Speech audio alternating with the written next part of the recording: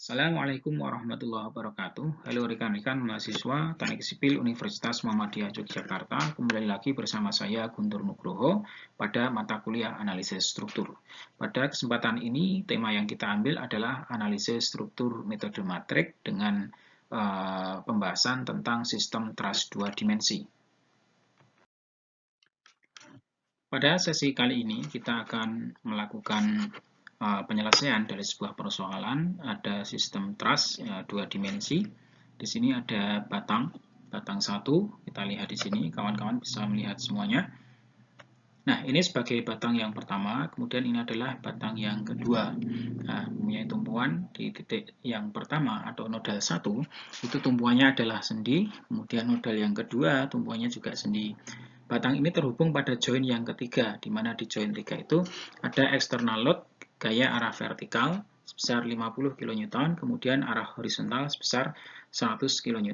Nah, data yang ada ini menggunakan modulus elastis dan luas area seperti yang ada pada di slide ini. Dan juga ada data L untuk masing-masing batang 1 dan juga batang 2. Selanjutnya, kita akan melakukan pemilihan elemen, di mana elemen yang pertama dipilih nodal I sama dengan 1, kemudian J-nya sama dengan 3. Nah, elemen ini kemudian akan kita hitung matrik kekakuannya. Yang pertama adalah matrik kekakuan lokal, kemudian ada matrik transformasi. Di mana matrik kekakuan lokal, konfigurasi bentuk dari matriknya, ini ada matrik 4x4, kemudian di sini tinggal kita masukkan A-nya berapa, E-nya berapa, L-nya berapa. Ya, ini A-nya sudah ada, E-nya sudah ada, L-nya sudah ada. Tinggal kita masukkan, kemudian mengikuti bentuk konfigurasi matrik ini. Kemudian untuk matrik transformasi, data yang kita perlukan adalah sesuai dengan rumus yang ada di dalam matrik ini, membutuhkan data sudut alfa. Nah, sudut alfa untuk batang yang pertama atau elemen 1 ini, itu diukur dari nodal yang pertama. Jadi perlu diperhatikan bukan nodal yang ada di akhir, tapi nodal yang di awal. Jadi plotkan garis ini, garis putus-putus warna hijau. Kemudian sudut alfa itu kita ukur dari pertama, yaitu sumbu horizontal yang pertama. Ini akan kita ukur sampai kepada ketemunya batang tersebut. Ya, batang tersebut itu mempunyai data nilai alfa. Itulah yang kita gunakan. Nah, kebetulan di sini alfanya adalah 45, sehingga ini kita bisa hitung. Bisa hitung 90 kali 3 plus 45. Selanjutnya, dari data yang ada, dari elemen batang 1, L-nya sama dengan 4,24 meter, kemudian alfanya sama dengan 315. Nah, itu kita masukkan dari data A-nya juga ada di slide sebelumnya tadi, 0,1 meter persegi. Nah, itu kita masukkan AE per L, sehingga bentuk konfigurasinya menjadi seperti ini. Nah, ini adalah rumus yang kita pakai. Nah, hasilnya adalah matrik kekakuan lokal pada batang pertama. Kemudian untuk matrik transformasi, di mana alfanya sama dengan 315. Jadi 315 itu nilai alfanya, kita masukkan cos alfa, sin alfa, min sin alfa, cos alfa. Begitu juga pada konfigurasi bentuk dari rumus yang ada di sini. Sehingga dari situ kita hasilkan nilainya. Ini ada 0,71 ya, karena alfanya sama dengan 315 yang kita masukkan di sini. Kemudian ini konfigurasinya juga sudah mendapatkan nilainya. Nah, dari sini kawan-kawan, karena rumus dari matrik kekakuan global untuk batang itu adalah matrik T ditranspos kalikan KL, kemudian dikalikan dengan matrik transformasi, maka kita butuh T dalam kondisi transpos. Sehingga dari sini, di bawah ini, ada T yang sudah ditranspos, jadi baris berubah menjadi kolom. Nah, inilah hasilnya. Setelah kita mendapatkan data dari matrik kekakuan lokal 1, matrik transformasi 1, matrik T yang ditranspos pada elemen 1, selanjutnya kita akan menghitung matrik kekakuan global untuk batang 1. Rumusnya adalah matrik T ditranspos, kemudian matrik kekakuan lokal, dan dikalikan matrik transformasi. Ini adalah data dari T yang sudah ditranspos. Kemudian di sini adalah data dari matrik kekakuan lokal yang pertama, dan ini adalah data dari matrik transformasi. Yang pertama ini dikalikan dulu, T transpos kalikan KL, maka akan mendapatkan matrik ini. Caranya mudah, dengan Microsoft Excel kawan-kawan bisa menyelesaikan dengan singkat. Kemudian setelah itu baru dikalikan dengan matriks transformasi yang ada di sini, sehingga terbentuk matriks kekakuan global yang pertama. Matriks kekakuan global yang pertama itu diawali dengan nodal I sama dengan 1, kemudian diakhiri dengan nodal J sama dengan 3, seperti yang saya tulis di atas ini, sehingga kode di sini kita gunakan U1, V1, U3, V3. Itu secara horizontal, secara vertikal juga sama U1, V1, U3, V3. Dan ini akan mempermudah kita untuk pemetaan pada overall stiffness matrix. Setelah batang 1 selesai kita hitung pada matriks kekakuan globalnya, maka selanjutnya kita akan masuk kepada elemen yang kedua atau batang 2. Diawali dengan nodal I sama dengan 2, kemudian diakhiri dengan nodal J sama dengan 3. Dan panjangnya adalah sama 4,24, sudutnya yang ada di sini kita hitung. Nah, cara menempatkan pot sudutnya adalah tempatkan koordinat XY ini pada nodal di awal, yaitu 2. Kemudian hitung diawali dengan arah horizontal di sumbu X, yaitu sampai kepada kondisi keadaan batang kita. Kita dapatkan di sini nilainya adalah 45 derajat, sehingga alfanya sama dengan 45.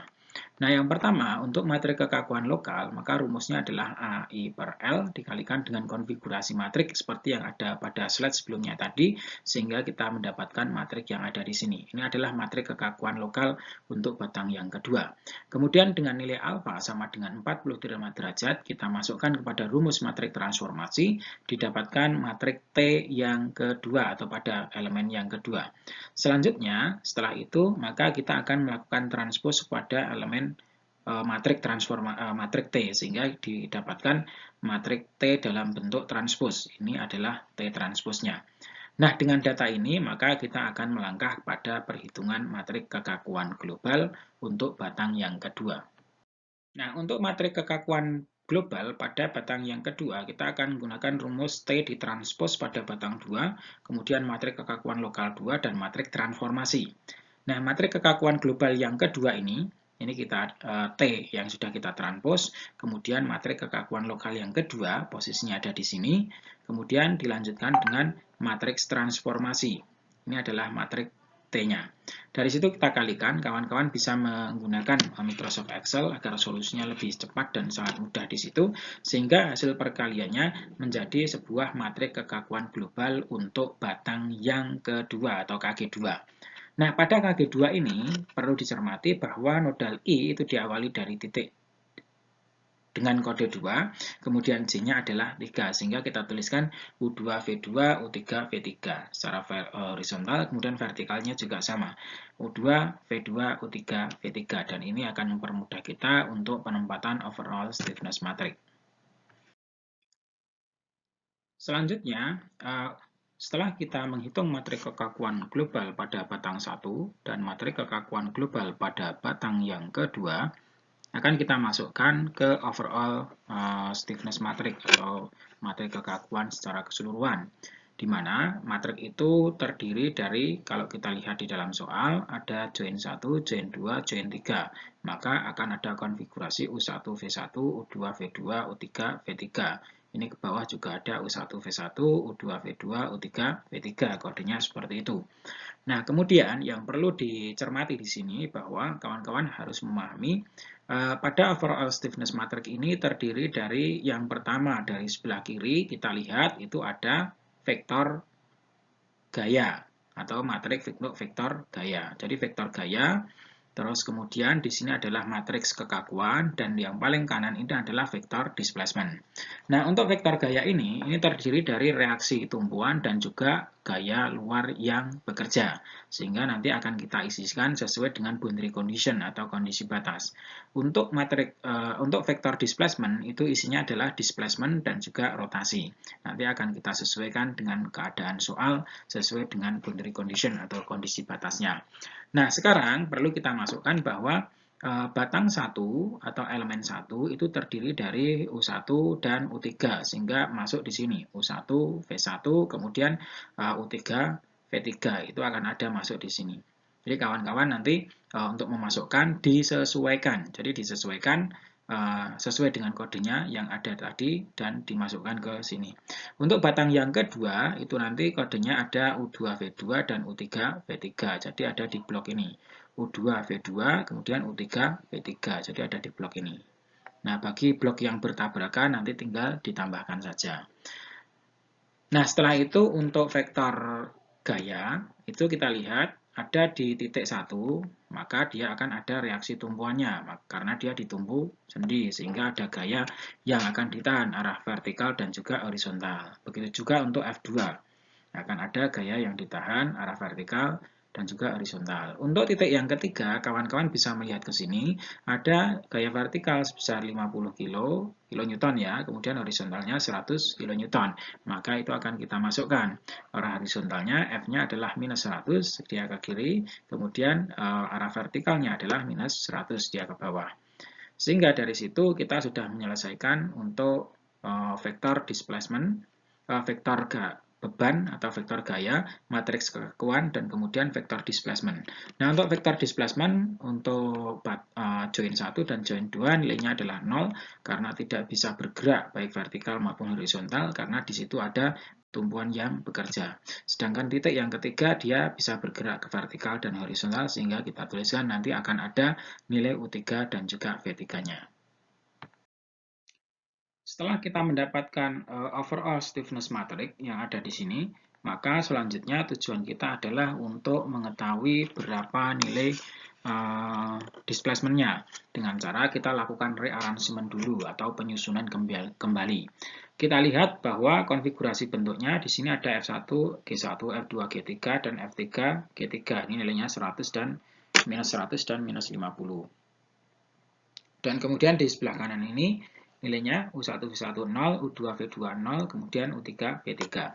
Nah, pada perubahan ini kita dapat melihat bahwa baris yang kelima dan keenam itu berubah menjadi baris pertama dan kedua. Jadi dari sini, ya, dari vektor beban, kemudian sampai matriks kekakuan yang ada pada baris yang kelima dan keenam, itu kita pindahkan naik ke atas. Jadi menjadi baris pertama dan juga baris kedua. Nah, perpindahan itu secara aturan di matrik harus diikuti dengan adanya pergeseran kolom. Jadi kolom ke-5 dan ke-6 itu juga dipindahkan ke kolom 1 dan juga kolom 2. Kolom 5 dan ke-6 kan adanya di sini. Nah, ini kita pindahkan ke kolom 1 dan kolom 2. Sehingga setelah ini naik ke atas, kita pindahkan, kita geser jadi kolom 1, kolom 2. Makanya menjadi berada di posisi ini. Nah, inilah perubahan yang kita lakukan untuk rearrangement. Tujuannya adalah untuk mencari nilai U3 dan V3. Coba perhatikan di sini. Kalau vektor displacement ini kita kalikan dengan matriks kekakuan, maka untuk baris ketiga sampai kepada baris yang kelima, itu akan mempunyai nilai 0, sehingga kolom ketiga dan kolom sampai ke 5 ini nilainya semuanya akan 0. Tinggal hanya U3 V3 dikalikan dengan U3 V3 yang ada di sini, yang saya kasih warna kuning ini. Itu sama dengan minus 100 dan minus 50. Nah, inilah urean yang ada. Nah, inilah urean yang ada. Kawan-kawan bisa melihat di sini. Ini ada minus 100, minus 50, kita kalikan dengan blok yang kita berikan warna kuning tadi. Nah, kemudian untuk U3 V3 maka bisa kita cari. Sehingga kita dapatkan nilai U3 V3 dengan cara ini kita inverskan dulu. Kita inverskan, maka U3 V3 adalah inverse dari ini kita kalikan vektor gaya atau vektor bebannya. Sehingga kita dapatkan minus 0,000212 meter, yang ini juga minus 0,000106 meter. Kalau dalam satuan cm dikonfigurasikan menjadi nilai seperti ini. Nah, selanjutnya untuk F1, G1, F2, G2 juga kita sama untuk mencarinya, yaitu setelah kita mendapatkan nilai dari U3 V3 yang ada, maka akan kita kalikan pada hasil rearrangement tadi, sehingga konfigurasinya menjadi seperti ini. F1, G1, F2, G2 kita dapatkan ini adalah matriksnya di posisi yang sudah kita berikan blok tadi. Kemudian ini adalah hasil dari U3 dan V3.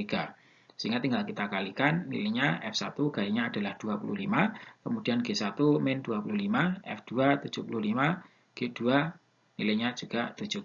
Sehingga U dan V ini sudah kita dapatkan, kemudian reaksi yang ada di tumpuan juga sudah kita peroleh. Setelah kita mendapatkan nilai dari reaksi tumpuan dan juga displacement yang ada pada titik yang ketiga, maka kita akan melakukan perhitungan member force atau gaya pada batangnya. Dengan rumusan adalah T dikalikan KG dikalikan U. Ini adalah matrik transformasi pada batang 1, kemudian ini adalah KG pada batang 1. Matriks kekakuan global. Nah, selanjutnya ini merupakan nilai displacement. Jadi U displacement pada batang 1, yaitu ada U1, kemudian juga ada U1V1, U3, V3. Nah, ini kita lihat nilainya U1V1 0, U3V3 sudah kita dapatkan dari perhitungan tadi sehingga kita masukkan.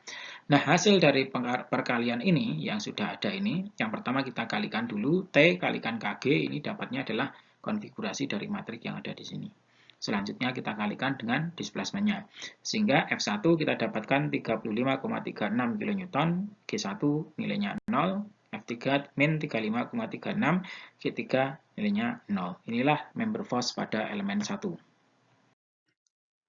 Nah, selanjutnya untuk menghitung member force pada elemen 2, ini rumusnya adalah sama T dikalikan KG dikalikan U. Pada batang 2, maka menggunakan U2 dan U3. Nah, kita lihat di sini, ini adalah hasil dari transformasi dari batang kedua, kemudian ini adalah matrik kekakuan global dari batang 2, dan ini adalah U2 dan U3, U2 V3, V2, U3 V3. Nilainya adalah ini. Sehingga setelah kita kalikan, yang pertama T dulu dengan KG kita dapatkan di area ini. Ini adalah T dan KG perkaliannya. Setelah itu kita kalikan dengan vektor displacement sehingga menghasilkan F2 G2 sama dengan ini F2 106,07, G2-nya 0, kemudian F3-nya minus 106,7, G3-nya sama dengan 0, satunya dalam kilonewton. Nah, setelah kita menghitung nilai dari reaksi tumbuhan, kemudian juga member force, selanjutnya kita akan melakukan plotting terhadap nilai-nilai tersebut. Jadi kondisinya F1 G1 itu dapat 25, kemudian min 25, itu ada di sini. Ini ada 25, kemudian G-nya ada di sini. Ada minus 25. Kemudian F2 itu ada 75, ini posisinya, kemudian di sini juga 75 ke atas. Nah, kemudian kita akan melihat untuk member force F1, G1, F3, G3. Itu posisinya ini 1 dan 3. Maka kita dapatkan tarik dan sebelah kiri 35,36, kemudian ke kanannya juga 35,36. Ini ada minus plus minus sehingga seimbang semuanya.